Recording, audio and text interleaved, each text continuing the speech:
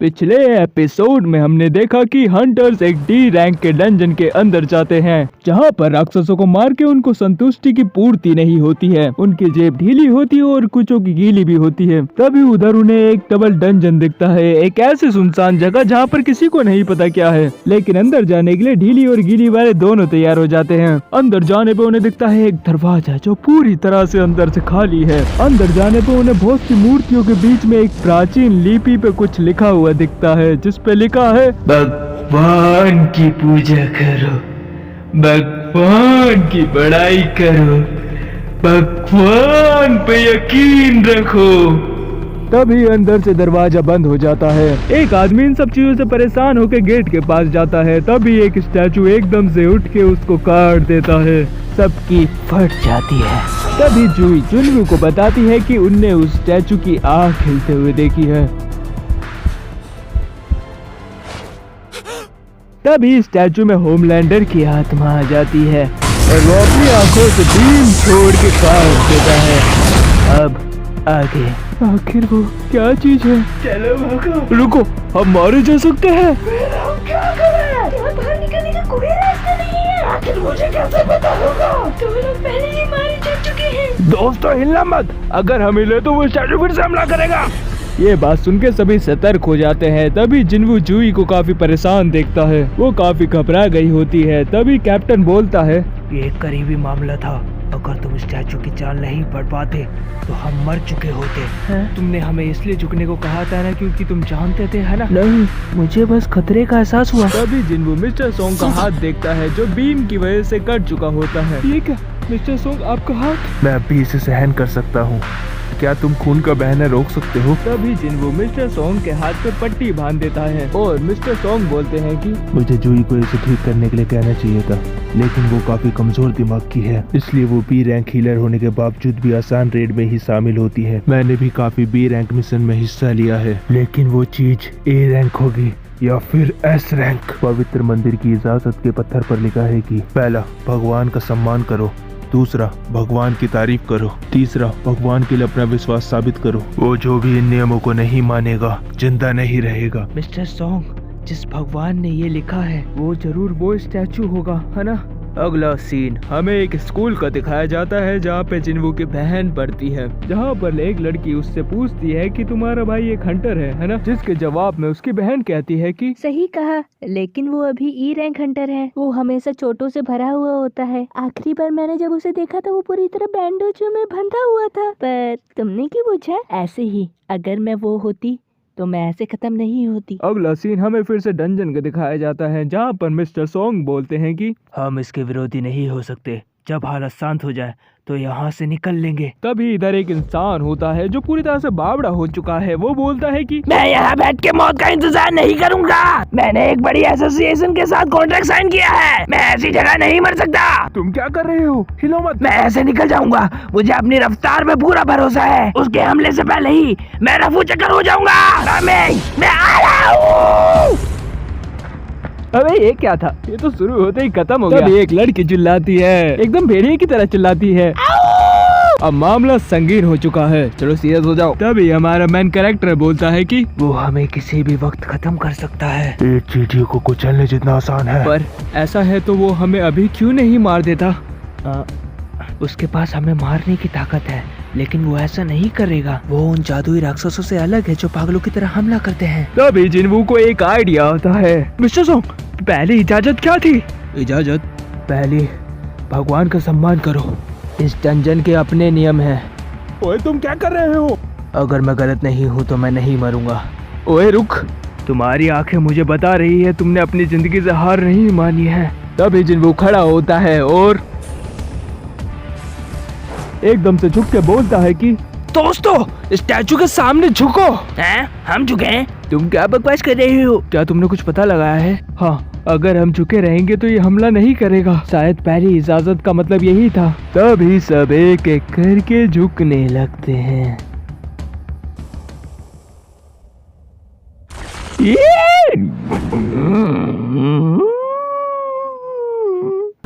क्या भयानक चेहरा है। सभी की आंखें खौफ से भरी हुई हैं और स्टैचू की आंखें अब शांत हो रही हैं। तभी पार्क खड़े होता है और देखो इसको कुछ भी नहीं हुआ। फिर सभी एक एक करके खड़े होने लग जाते हैं। ओ भाई बच गए। तभी स्टैचू खड़ा हो जाता है।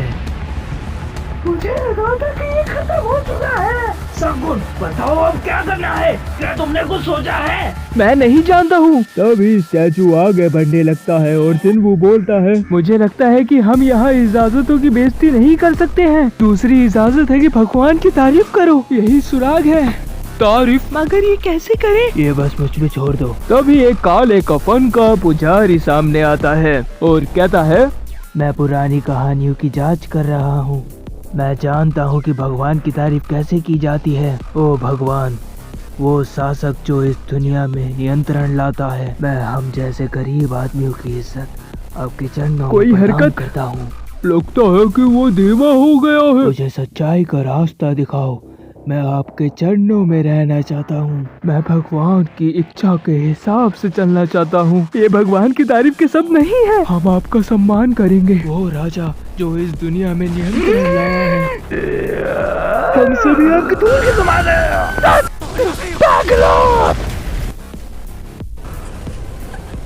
तभी सब एक एक करके अलग अलग दिशाओं में भागने लगते हैं। तभी पार्क सोचता है, मैं ऐसी जगह नहीं मरने वाला।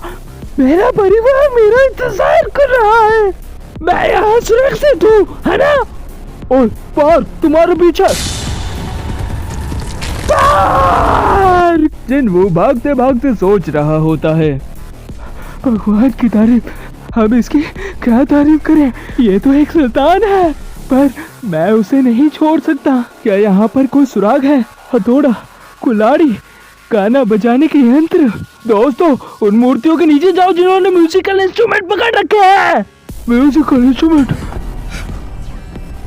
तभी सब एक एक करके गाना बजाने के यंत्रों के नीचे जाने लगते हैं और गाने बजने लगते हैं। जूही और जिन्वू एक म्यूजिकल इंस्ट्रूमेंट के नीचे जाते हैं। जब पता चलता है कि दो लोग एक जगह पे खड़े होकर गाना नहीं बजवा सकते, जिन्वू जूही को सेफ रख के आगे भागता है। स्टैचू जिन्वू के पीछे है। तभी वो एक सीट के नीचे आ जाता है, लेकिन वो बच जाता है और घिसड़ घिसड़ के चलने लगता है। स्टैचू उस पर पैर रखने वाला ही होता है कि म्यूजिकल इंस्ट्रूमेंट बजने लग जाते हैं। अब सब शांत हो चुका है। राजा अपने सिंहासन पर जाकर बैठ जाता है। जूही जिन्वू के पास भाग के आती है।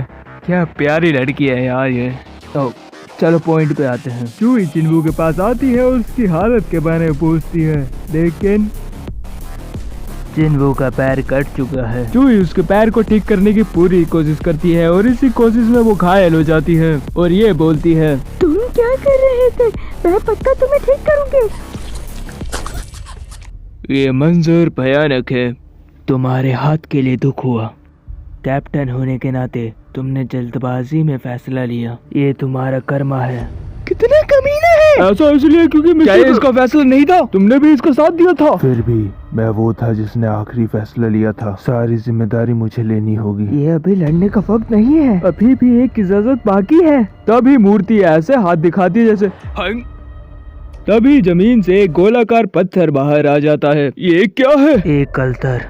ये अक्सर पौराणिक कहानियों में दिखाई देता है। ये किसी को तोहफा देने के लिए, भगवान को बलि देने के लिए होता है। तीसरी इजाजत है, भगवान के लिए अपना विश्वास साबित करो। मैं भले ही एक पागल हूँ, लेकिन इसका मतलब तो मैं भी जानता हूँ। कैप्टन सॉन्ग, हमें एक बलि देनी होगी, है ना? मेरा साथी जो अपनी बीवी को लेकर काफी खुश था, उसे बीच से काट दिया गया। 2 लोग और थे। क्या तुम्हें याद है तुमने अभी क्या कहा था? जिम्मेदारी लेने की बारी तुम्हारी है। कैप्टन सॉन्ग अपनी बलि देने के लिए तैयार हो जाते हैं। कैप्टन के बाकी सभी को सुरक्षित रख के आगे बढ़ने लगता है।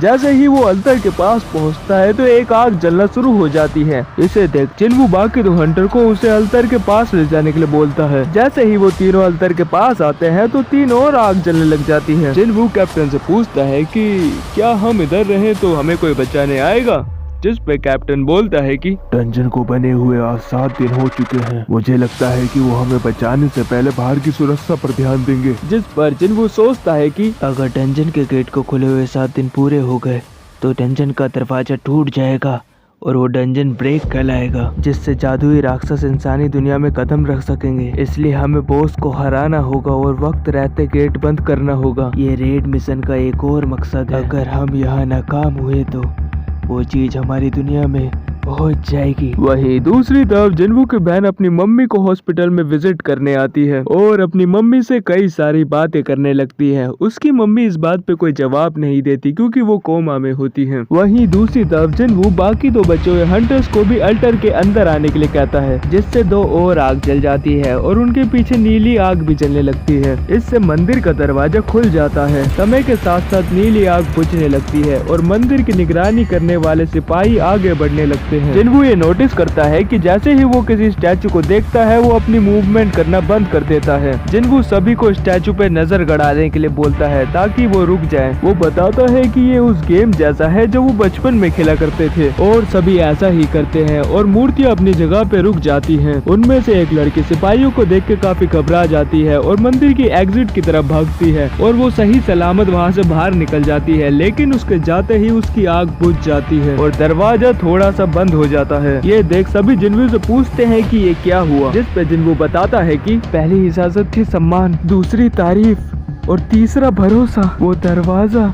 जरूर एक जाल होगा। ये हमारे लिए एक झूठी उम्मीद पैदा करता है क्योंकि हम डरे हुए हैं। शायद यही हमारे भगवान के प्रति भरोसे की परीक्षा लेता है। जिन्वू ये सब बातें सोच ही रहा होता है कि जब ही एक हंटर कहता है कि मैं अब और नहीं रुक सकता और वो भी सही सलामत वहाँ से भाग जाता है, जिस पे जिन्वू चिल्ला के बोलता है कि तो हिलना मत, अगर और कोई चला गया तो एक ब्लाइंड स्पॉट बन जाएगा। सॉन्ग उसका मतलब समझाओ, ऐसे ही रहो और अपनी नजर स्टैचू से मत हटाना। नीली आग एक टाइमर है, जब वो पूरी तरह से बुझ जाएगी तभी हर कोई यहाँ से बाहर निकल सकेगा। पर सॉन्ग, ऐसा भी हो सकता है ना, जब पूरी तरह से नीली आग बुझ जाएगी तो हम यहाँ दोबारा से कैद हो जाएंगे।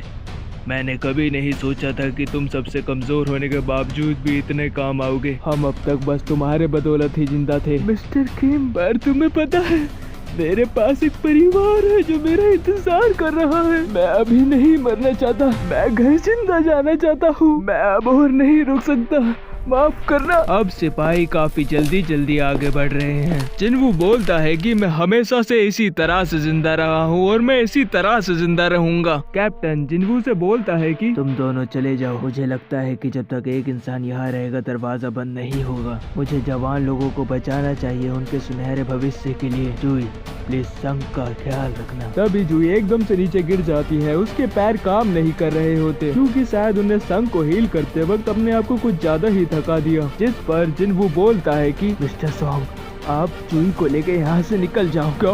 मैंने कहा मैं यहाँ रहूंगा। तो फिर बाहर निकलने के लिए जुई की मदद कौन करेगा? वक्त नहीं है, जल्दी जाओ। नहीं जिन्वू, मुझे रहने दो। मैंने वादा किया था कि मैं तुम्हें डेट पर ले जाऊंगा, है ना? कुछ खाने के लिए इसका इस्तेमाल करना है। यहाँ से बाहर निकलने के बाद मैं बाकी पैसे दे दूंगा। तुम आप पे मजाक कैसे कर सकते हो? तभी कैप्टन जुई की नाड़ पे मार के उसको बेहोश कर देता है और उसे लेके वहाँ से चला जाता है। जिन्वू कहता है अगर मुझे पता होता तो मैं इंश्योरेंस करवा लेता, कम से कम तुम में से कोई तो मेरे साथ चलो, आ जाओ। बाकी की बची हुई आग भी बुझ जाती है। मंदिर के सिपाहियों से जिन्वू लड़ते वक्त सोचता है कि मैं जानता हूँ आपस में लोग हमेशा मेरा मजाक बनाते थे, लेकिन मैं सब सही करने की पूरी कोशिश करता था, पर ये क्या बड़ा मजाक था। चोटी करना बंद करो। मैं भी ताकतवर बनना चाहता था पर मैं नहीं बन सकता। चुप रहो, हम सब एक जैसे हैं। तुम बस खुद की सफाई दे रहे हो, पर इसके अलावा मैं अपने तरीकों से जिंदा रहा हूँ। सारा सम्मान बस एक दिखावा है। हमेशा ही मतलबी इंसान को फायदा होता है। मेरा भी परिवार है, मैं ही घर जाना चाहता हूँ। बस मैं ही मरने वाला हूँ। ऐसा कहना बंद करो ड्रामेबाज। मैं मरना नहीं चाहता। अगर मेरे पास एक मौका होता। इसी के साथ एपिसोड एंड हो जाता है और उसकी स्क्रीन पे कुछ लिखा हुआ आता है। तुमने एक प्लेयर बनने की काबिलियत हासिल करी है, क्या तुम इसे एक्सेप्ट करोगे? अगर तुमने इसे एक्सेप्ट नहीं किया तो तुम्हारा दिल 0.2 सेकंड में धड़कना बंद कर देगा और तुम मर जाओगे। क्या तुम एक्सेप्ट करोगे? यस। तो इसी के साथ एपिसोड खत्म हो जाता है। अगले एपिसोड के लिए चैनल को सब्सक्राइब करो और लाइक करो वीडियो को, और देखते रहो, आ जाएगी।